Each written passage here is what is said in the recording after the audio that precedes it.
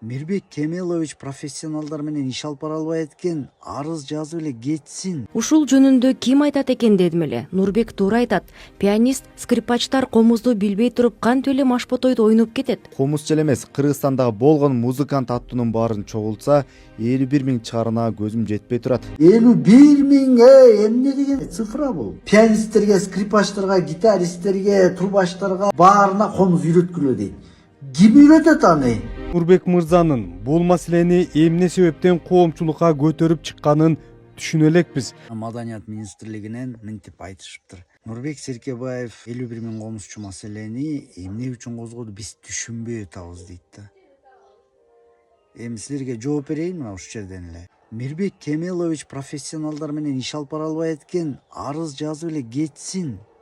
Болду, мына силерге жооп ушул эле. Ал болсо мына филармонияга бир реакция кыла алган жок. Жалаң залкарлар иштеп кеткен.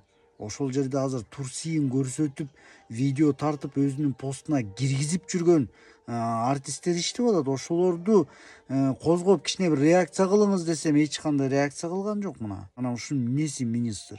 Азыр болсо мына көчмөндөр оюну боюнча мына кылмыш иши козголгон, коррупция боюнча кылмыш иши козголгон адамдар менен иш алып барып атат. А профессионалдарды унутту. Унуткан жок, атайы мынтти да. Бул уже бир казанда экени түшүнүктүү болуп калды. Эмне үчүн кылмыш иши козголгон адамдар менен иш алып барышы керек?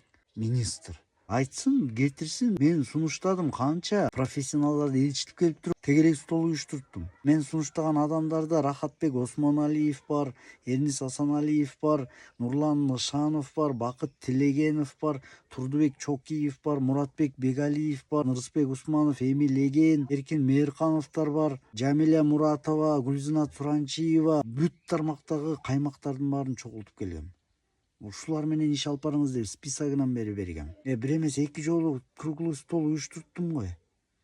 Көзүнө көрсөтүп мээсине койдум эле го. Мына силерге жооп ушул эле. Маданият министрлигиндеги азаттыкка айткан адамдарга ушул эле жооп мына. Директорлорго задание берип атат да.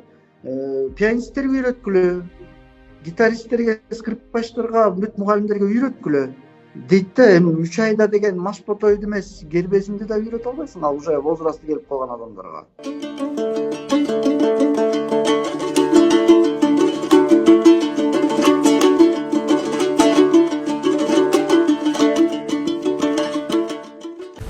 Используется в украшениях у женщин, даже на мужских